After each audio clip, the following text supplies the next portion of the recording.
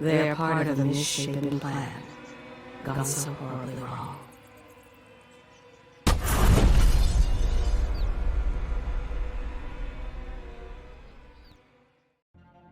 The rats. They're the carriers of the plague devastating Dunwall in Dishonored, and a manifestation of the player's chaos level. They can be found in every part of the city, alone or in swarms, and can, as Admiral Havelock says, strip a child's body to the bone in half a minute. The more people the player kills, the more food there is for the rats, and the more they breed. The rats were brought to Bristol from Pandysia by Hiram Burroughs for his poverty eradication program. He intended the plague to wipe out only the poor, but it quickly spread out of control. If you examine a map, there's a specific spot indicated as a possible source of the plague. This is just one of the many horrors reportedly found on the dangerous continent, but one that Dunwall nearly didn't survive.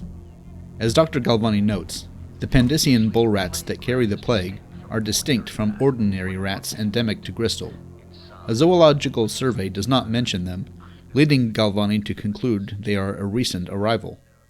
They're larger, with coarser fur, and are believed to be more intelligent and aggressive. Plague rats attack in swarms of varying numbers, from as few as 9 to as many as 15. Individually, they're cowardly and easily dealt with. They can be dispersed with a pistol, but will soon return. Dead rat swarms will respawn in a given area, so it's a good idea not to linger. They can be killed 1 or 2 at a time with a blade, though this is tedious. Thrown objects can also be used against them, and choke dust will kill them while disorienting human and hound targets. Powers such as Wind Blast and Pull will kill large numbers of them at once. Rats will not trigger spring razors, and you can attach them to rats to kill enemies from a distance. As most players know, or soon find out, unconscious bodies left near rat swarms will be killed and eaten by them, resulting in a kill for the player. So players going for a clean hands run should take care to stash them in a place safe from them.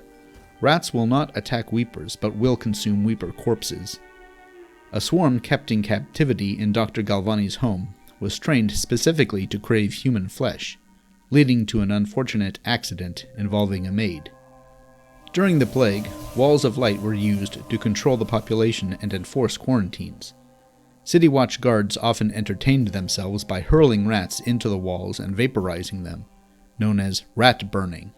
Captain Jeff Kernell forbade this practice as it wasted whale oil, but this edict was honored more in the breach than the observance. Dr. Galvani, a vivisectionist, keeps a bull rat fetus as well as rat viscera in his laboratory in order to study the plague. Sokolov also keeps a rat fetus in his study in order to understand the plague and develop a cure. However, as with similar plagues in our world, it's more likely that the plague is actually carried by fleas or lice living on the rats, rather than the rats themselves. Galvani speculates this is the case, though he's not certain. Rat swarms can be controlled partially by use of bright lights from which they flee. These rat lights utilize special crystals which are found mainly on land owned by the Boyle family, meaning they actually profited from the plague. Corvo's powers that can make use of rats are Possession and Devouring Swarm. Possessing a rat can allow the player to access hidden areas or pathways too small for a human.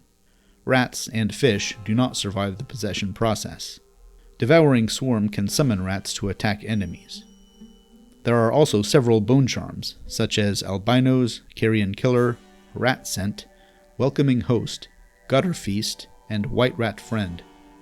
Many of these involve white rats specifically.